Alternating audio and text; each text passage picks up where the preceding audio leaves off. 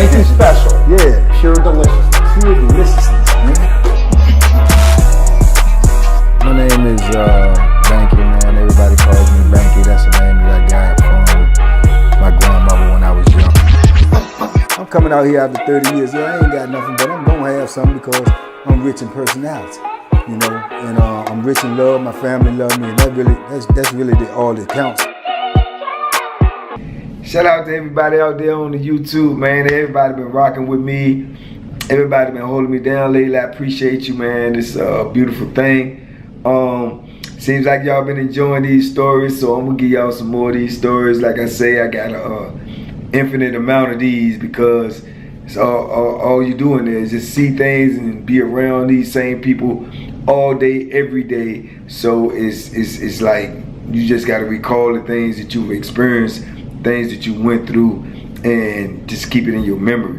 Which for me is kind of easy, you know what I'm saying? This stuff stays in my memory, man. So yeah, I want to tell y'all about this day, about this this guy, man. His name is Yachty, man. Yachty.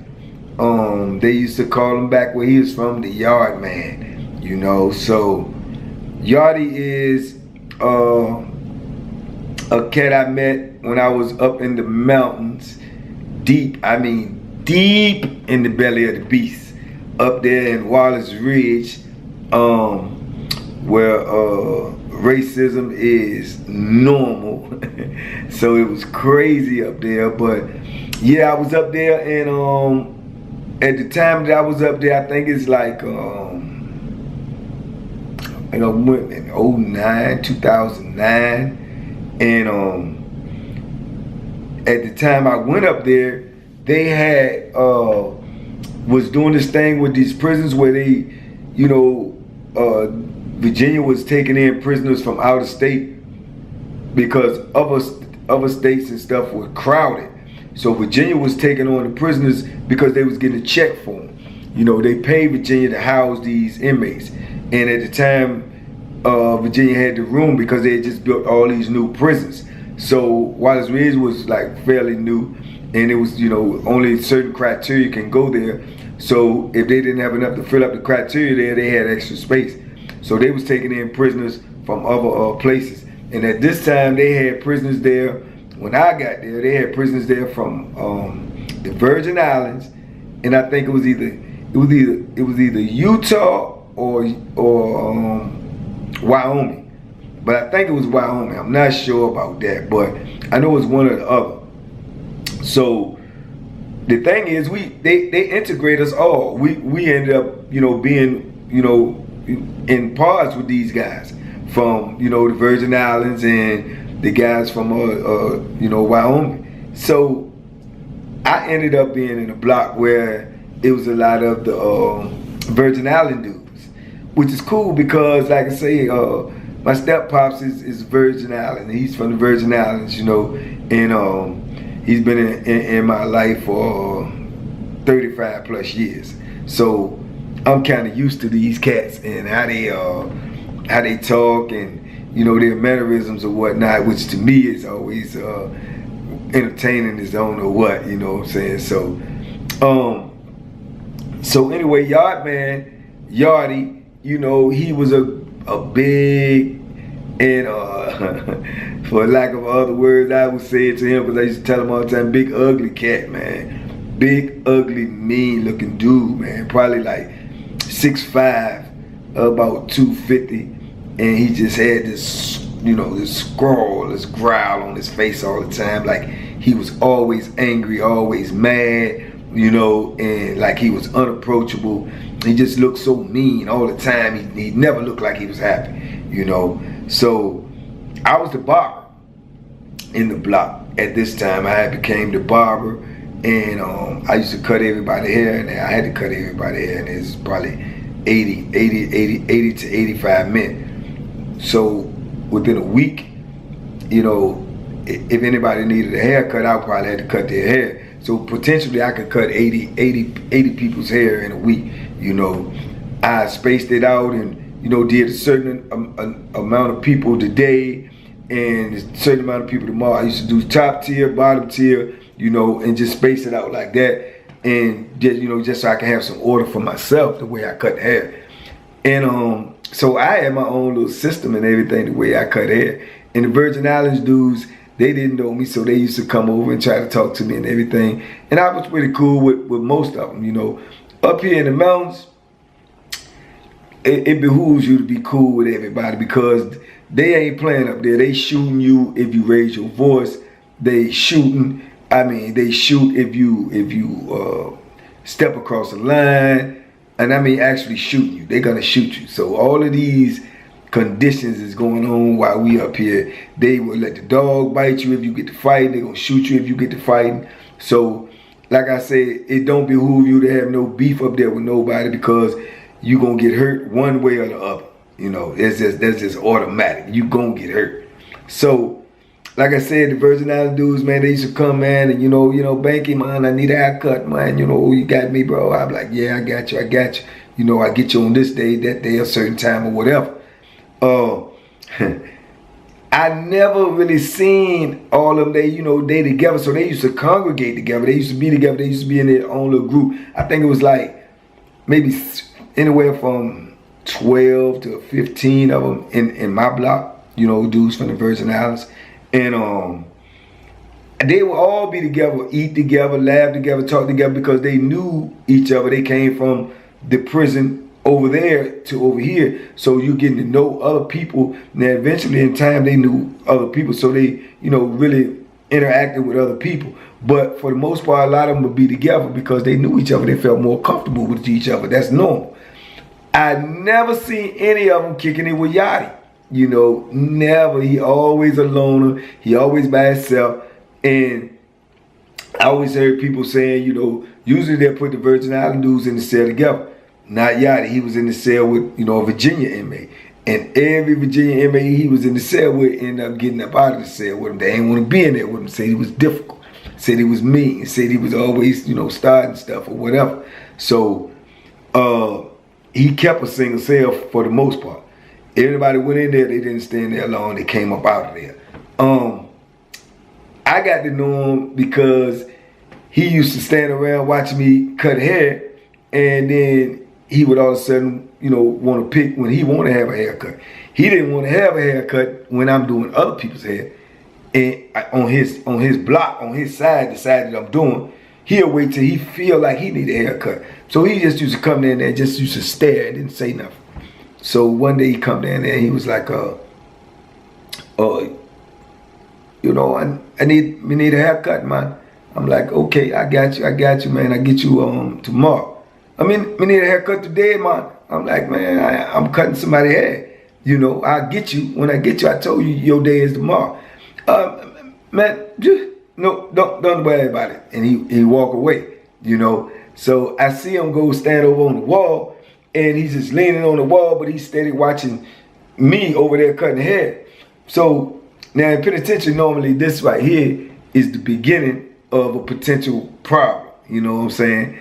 I'm not comfortable with people saying things to me like that and then just walking away like it's cool because you don't know what's going to come behind it. You don't know if he got a real attitude, he got a beef, or what. So I cut hair and I just keep on cutting, but I'm watching him and he watching me, you know. And I don't say anything to him. He don't say nothing to me. But like I say, these are little things that you learn in prison. And you know who's who and what they are. Normally a dude is just talking and he not going to really do nothing.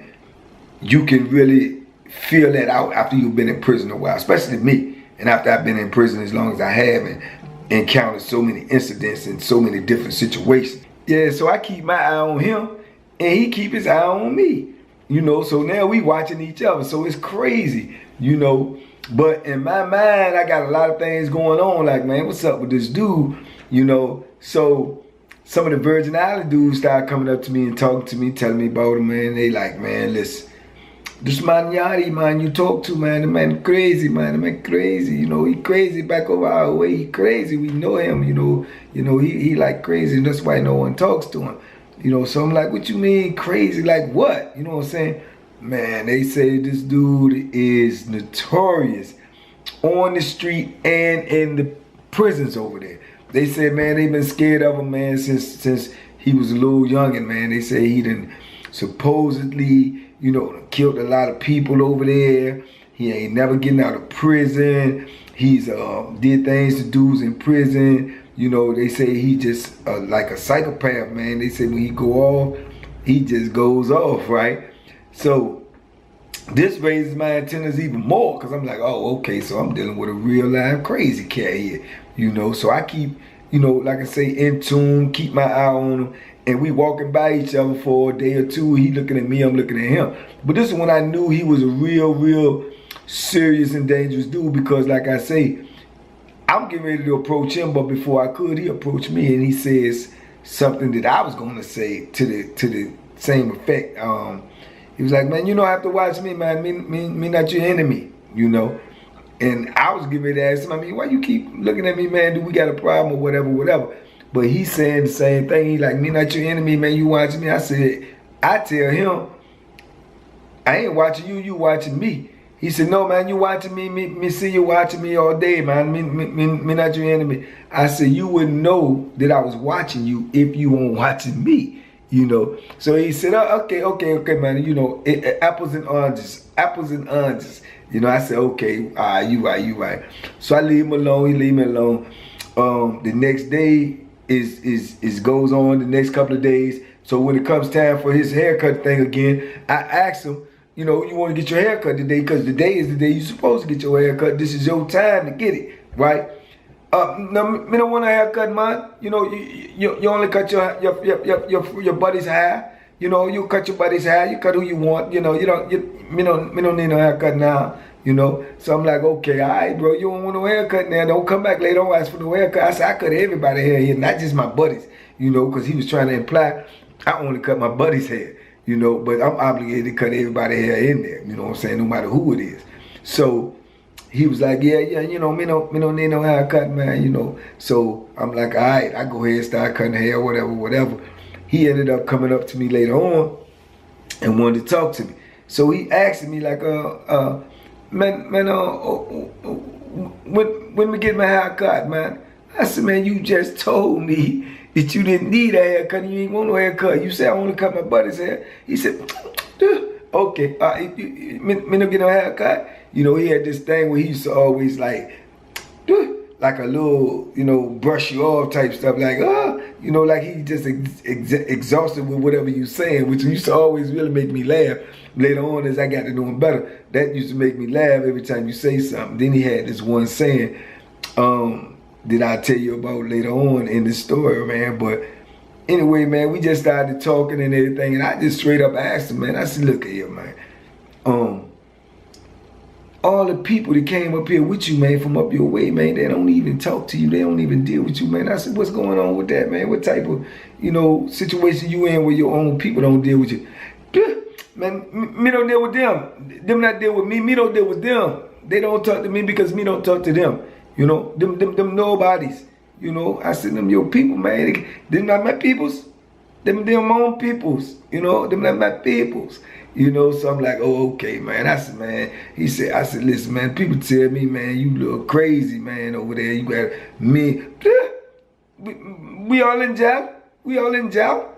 You know, if me crazy, they crazy. You know, we all in jail. You know, they don't talk about me. They don't tell me what they say. You know, he get mad because he feel like they talking about him, right? So he's getting agitated already. I can see him getting agitated, but he's like, man, don't listen to them. You me want to know about me ask me. You know, he telling me to ask him about him. So I said, man, well, what's going on? He said, me no ask you what you do. What you do? You been here? You know, you been here a long time. You know, what you do? You know, I said, I ain't do what they said you did, you know. So he said, what they say? What them say about me? You know, I said, man, the people say you crazy over there, man. You well known over there. You just been doing crazy stuff since you was young, you know. So we just get to kicking it and talking. He started laughing about the situation, right? And then he started telling me some of the things that, you know, he was doing. So he said when he was coming up, man, you know, people were always over there, man. There was a lot of robbing and you know, stealing and stuff like that. So he said he got into it when he was young. And he said, man, it just was ultra dangerous over there. So whoever would survive over there would be the most dangerous. So he said that's what he was doing. You know, did what he had to do on the street to get what he wanted to get.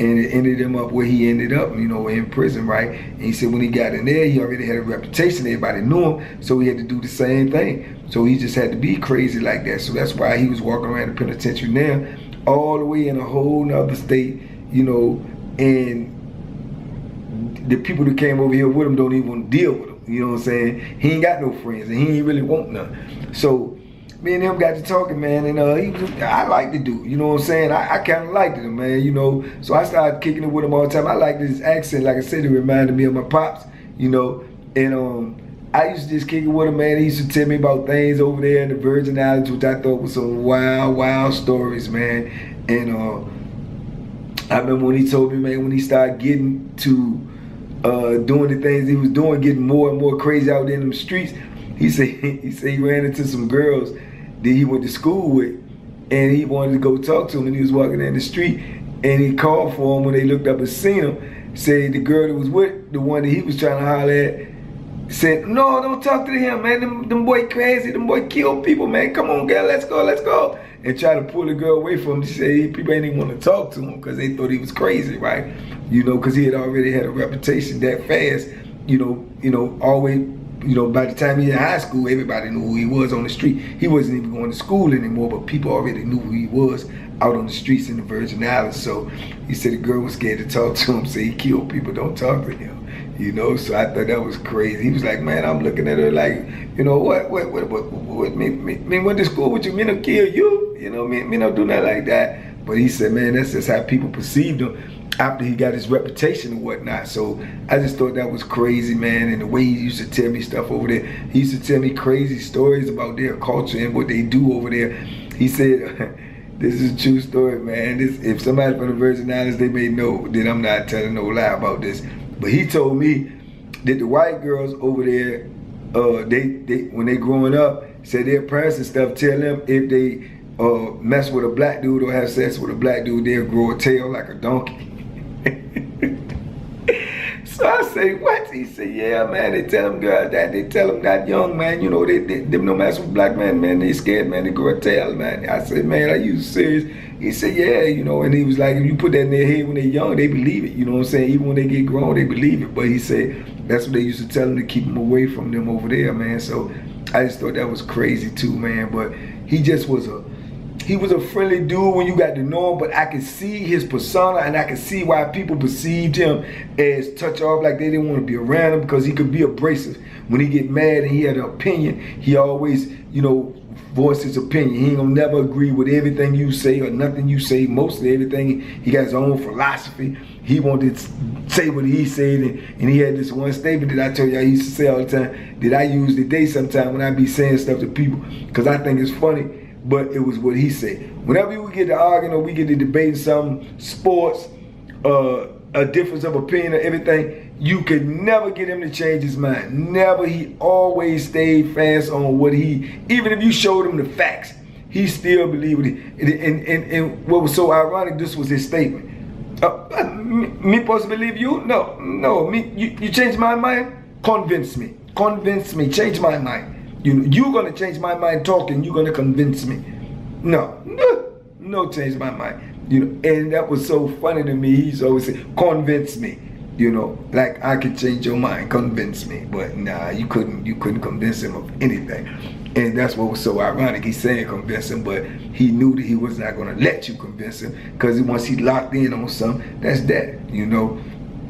But like I say, he was a controversial dude because of his attitude and his size and his persona, the way he looked at you, the way he talked, the way he gritted all the time and carried himself. But like I say, me and him got along. This during the time and era too, man, where we up here in these mountains, man, with these racist people up here, the officers is racist, they'll shoot you at the drop of a dime. We up here with all these young gang members, they will jump you, and you know, and they ain't worrying about getting shot. You know, because they going under code, they going under what their superior tell them to do or whatever. So if they want you off the block, man, they might tell them to go get you. Them dudes got to go get you. It don't matter if they gonna get shot or not. They got to do what the orders are that told them to do. So they didn't like y'all, man, because they don't like people that they don't want to be around, that they fear that they might have confrontation with down the line. So I know they didn't like him, but they didn't know how to deal with him because they heard about how dangerous he was. And then when you're looking at him, he's a big physical dude as well. So I remember, man, one time they got some new gang members in the block, man. Some blood dudes came in. And one of the dudes came in was real tall and muscular, like, I think his name was Hot Rod. And he was about 6'4" and muscular and everything. And they put him in the cell with Yachty because Yachty's cell was open. I knew from the beginning that was gonna be a conflict right there, you know. And he goes in there and Yachty, man, ain't gonna change for nothing. He's gonna be him no matter what. That's who he's gonna be, no matter who in there or whatever. He's not gonna be intimidated. He's not gonna be scared of nothing. So sure enough, they put him in there, and then the blood dudes is explaining to him that you going in there with this dude don't nobody want to be in there with, da-da-da-da. And I guess they had told him, well, we want to get rid of him anyway. We want to get him off the block. So the dude, he volunteered, like, oh, he in the cell with me. I take care of it. I get him. Wait till the doors close. I whoop him. And when the doors open, I make him go check in and leave, go get out the block. So he felt confident. That's what he told his gang members. He gonna get rid of them. He gonna beat them up when they locked in the cell. So Yachty, man, get wind of it. He heard about it, so he already ready. He already prepared. And when old boy go in that cell and lock in, and they come around and they do their little count and they gone, it's all you heard was boom, boom, boom, boom, boom. They rumbling in there. They rumbling hard. So you got all the gang members on the door. They holler. They like, get him, man. Yeah, F him up, beat him up, man. Get rid of that. Get him. Yeah, all of this stuff you heard. And then you look. Everybody's looking out their window, and this is the view that we have out our window. So if somebody come to their door, this is all you see is their face. So next thing you know, you're hearing all this rumbling and all this noise and everything. And next thing you know, you see the dude Hot Rod face pop up at the door with blood and everything all over his face, like, get me out of here. Get me out of here. Then you see his face like this. He get jerked away from it. Man, y'all, man, in there beating the doo-doo out of him. I mean, crushing him. And the police come running back in. They find out where the noise at. They go up there. They go chase him down. They get the door open. And they bum rush in there. They come out. And you see them. They come out. They bring old boy Hot Rod out. They drag him out. He bleeding. They had to call medical for him. Put him on the stretcher. Take him out there. They bring Yachty, man, out. He cuffed up from the back and just walking and just looking around and looking at all like, beat me, huh? Where they gonna hurt me? When they gonna hurt the Yachty man? You know, they know me don't hurt me. And walk, they take him right on out. He ain't got a scratch on him. Man, everybody yelling and hollering like, ooh, ah, all of this crazy stuff, man. It was wild as I don't know what. I don't know what Yachty, man, put on him in there, but he put something tough on him in there. He tore him up, man. And dude was, if you look at the physicality of the way they look, you would think that he would go in there and do what he wanted to do with Yachty, man, because Yachty, man, big too, but he's not muscular.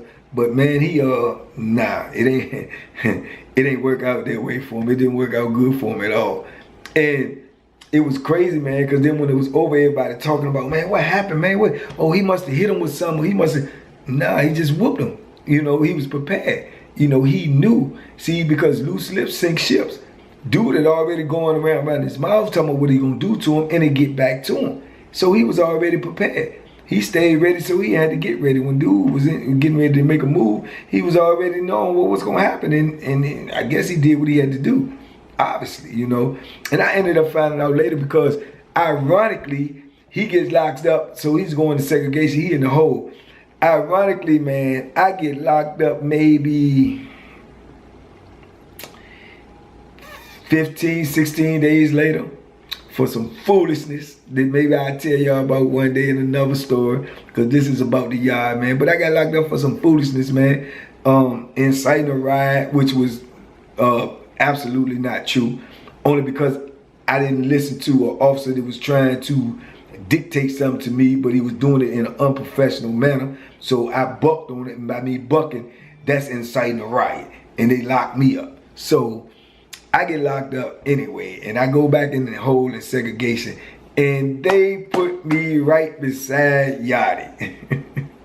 So he's in this cell, I'm in this cell. So we got to get up on the toilet, stand up on the toilet, and they got vents up there on the wall, and the vent is an air duct. So if I stand up on the toilet, I can talk to him and he can talk to me. It's just like we talking clear without the walls and all of that. So yeah, man, so we started talking about a lot of things, man. I was telling him about, you know, my people from the Virgin Islands as well. And he's, you know, told me more stories about him in the Virgin Islands. And, you know, we got pretty cool, man. We got pretty cool. We stayed back there together side by side for probably about a month, and he got out before I did.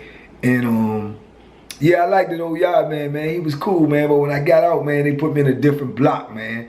And I wanted to keep in touch with him, man, and find out how he was doing. And, you know, thinking back on him now, I'm going to try to look him up, see if I can find him, you know, because I like to touch base with him, man. Because I got a lot of dudes right now that I'm still in touch with that's from prison. A lot of dudes still call me and everything. As I told y'all, I'm going to try to start doing a segment. If I can talk to them and get them all on board, that when they call, I'll record the conversation and y'all can hear the conversation so y'all can see what it's actually like in there, what dudes are actually going through. Hear the pain in their voice, hear the concern in their voice, hear the excitement in their voice. Would be talking to somebody that's out here, man, that was in there with them. It's just it's a beautiful thing, man. But it's also a eye-opening thing. So I'm gonna try to introduce that to y'all. But like I said, man, the Yard Man, shout out to the Yard Man, from the Virgin Islands, man, a true penitentiary legend. A street legend out there in the Virgin Islands, a no-nonsense dude, man, but all in all, he had a good heart. I know because I got to know him on a different level. So, like I say, these are the different characters that you meet in prison, man, all kinds from all walks of life. I have an infinite amount of information about dudes in there, man, because I spent 33 years in there, 365 days of the year, day and night, man. So it was something going on all the time. It was never, ever quiet in prison. Ever quiet in prison. It's noise and something going on at 4 in the morning, 5 in the morning, 6 in the morning, so on and so forth. So hopefully y'all enjoyed this little story about Yard Man. I wanted to share that with y'all, man. Different person from a whole nother place. He was from the Virgin Islands, but he was integrated down here because he had to be, because this is what the system did. Brought him over here, and he was able to hold his own, man, and to be his own man. And I'm quite sure when he got out, he didn't have no more problems, because ain't nobody want no problems with him. With his reputation and what he has already displayed over here, because that's what's crazy too. You can have a reputation and people are still going to try you, because his reputation was coming from the Virgin Islands.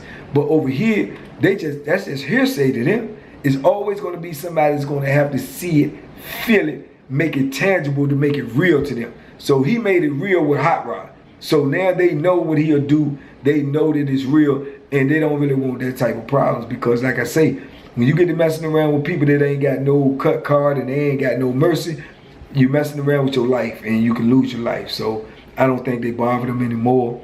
I don't think he had any more problems out of him for the rest of the time he was there.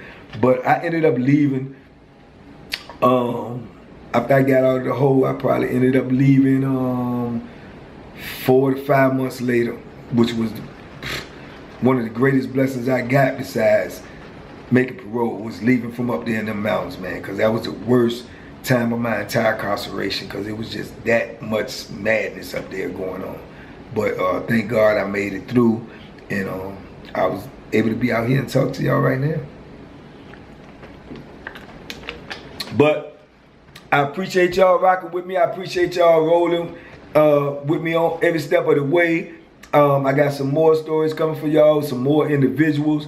This was just something that was on my mind real fast about Yachty when I started reminiscing about these stories. So I just wanted to get this off my chest while I still had it in my head. But I got some more stories about guys that I was locked up with, man, that I'm going to tell y'all in detail about. And they'll be coming soon. I'm gonna be trying to put these videos out more often, and I'm gonna start doing more lives as well. I think I'm gonna pick a day like Saturday Night Lives. I'm gonna start doing like lives on Saturday every Saturday. So hopefully y'all come join me and y'all gonna get with this movement that we got, man. This positivity movement, man. This learning movement, this educational movement where we just trying to teach people, man, these things that's going on in prison so you won't want to go. You won't want to be there, and you can show these videos to your young kids, your nephews, the young people that you got around you in your life, in your community. Advise them to watch these videos, share these videos with them, because if they think what they're doing out here, they're going to be able to do in prison, or they think it's going to be something sweet in there, they're going to be sadly mistaken. But and even the biggest mistake is you're going to realize that you can't get out when you want to. You're not going to be able to get in there and be like, oh, this ain't where I want to be, and you'll be able to get out. Nah, once you in there, you're not going to be able to get out until these people let you out, man. So be smart, man, and be safe, man, and make good decisions and try not to get up in the situations that I ended up in. I appreciate y'all. I love y'all out there, man. Y'all keep rocking with me, man. We're going to keep moving. If you ain't subscribed, please go subscribe, man. Subscribe, like this video, share this video, subscribe, hit your post notification button so y'all can know when the next video is coming out. And I'll see y'all in a minute, man. Peace and love, man. Be smart, be safe, make good decisions.